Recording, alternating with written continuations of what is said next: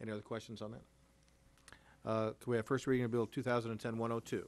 An ordinance establishing Article 18 Clean Energy Development Board and amending Chapter 7 of the Code of the City of Jefferson by providing for property assessed clean energy funding for specified purposes. Mr. Nicholas? Yes, this is a very exciting new project for the city. Property assessed clean energy is a program that has now been adopted in 24 states, Missouri being the 24th state to adopt that, and Jefferson City, if it adopts this, will be the first city in the state of Missouri to adopt it. The way the program works is it allows people who wish to do energy efficient improvements to their property, both residential and commercial, to have that financed, and the payments for that then are spread out over a period of time.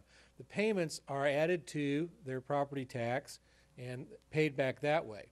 It enables people to do a number of things. For one thing, if people are considering very large energy efficient purchases, it allows them to spread that out over a period of time. And also, if they're looking at maybe not holding that property for a long period of time, this allows them, if they sell the property, since it's part of the property tax assessment now, then those payments will go with the property, which makes it much more feasible for people to do those kinds of improvements. There also, for some people, may be some tax benefits for doing it. The PACE board will be formed, and basically that will be the people who make the decisions. Each project has to be shown to be energy efficient. That is, that the money that will be saved in energy will exceed the amount of money for the improvement. And they will make those decisions. They will essentially pay the vendors who are doing the projects. That in turn, in this economy, will help put a number of contractors back to work.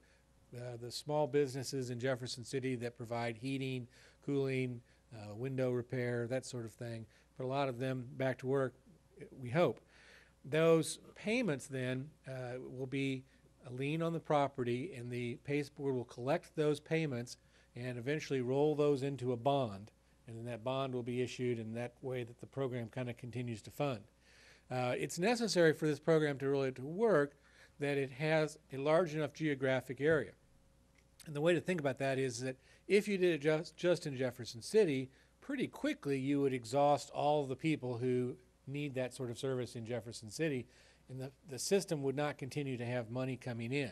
So the way that it works is we bring in other geographic areas, and a larger pool means over time there's a larger number of people coming in and out of that system. We have set up a mechanism that we hope will avoid some of the intergovernmental problems that we've had in the past. And that is that there is both a PACE board, which will consist of 5 members, and when those members need to be reappointed, there will be a selection committee. The selection committee will consist of 1 representative from each entity participating in the program. That's essentially each city participating in the program gets 1 vote to elect the 5 people. And that sort of provides a distance between the people who are on the board and how they get on there, and kind of takes politics out of that a little bit. We hope that other cities will join into this. It's very important to understand that this system does not cost the city of Jefferson or its taxpayers a single dime. It is all self-funding, and it's there if people need it, and it'll provide some benefits, and if it doesn't work, we're really not out anything. Correct me if I'm wrong. I think the game plan down the road is that the big geographic areas will be the RPC geographic areas, the Regional Planning Commission geographic areas, which is a multi-county area. Ours is, how many counties? Anybody recall how many counties our RPC is? 5 counties. The concept is that the RPCs throughout the state would really be, would take over the administration of those geographic areas. And so we're farming this, but we hope that it really becomes an RPC 5-county system, but they needed someplace to start, and they called us, and we said we'd be glad to help them out. As cities add in, that'll grow in that 5, and then they will provide the administrative side of it, so our staff won't have to do any of the work for that. Again, keeping our costs down. Any questions?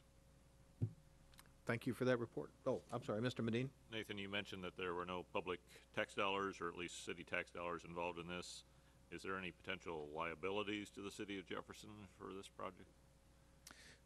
I think that the potential for liability in this project is minimal. Anytime that you engage in any project, there's some potential for liability. I think that we have handled how that will be dealt with in the PACE agreement itself. But essentially, in terms of financial liability, if the system goes under, it is an independent entity, and it would, I guess, fold into bankruptcy under, I can't even remember the name of the chapter of bankruptcy for municipal governments, but they would fold into bankruptcy, but that's not the city. It's not the city on the liable. They would be the ones issuing the bonds, not us. So in the worst case scenario, and they go completely under, they don't take us with them, nor our credit rating.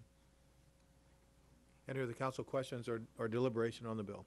Thanks for that report, and I know staff had to digest quite a large volume of material on this, and I appreciate your diligence in doing that, and also the administration committee that took the first look at it.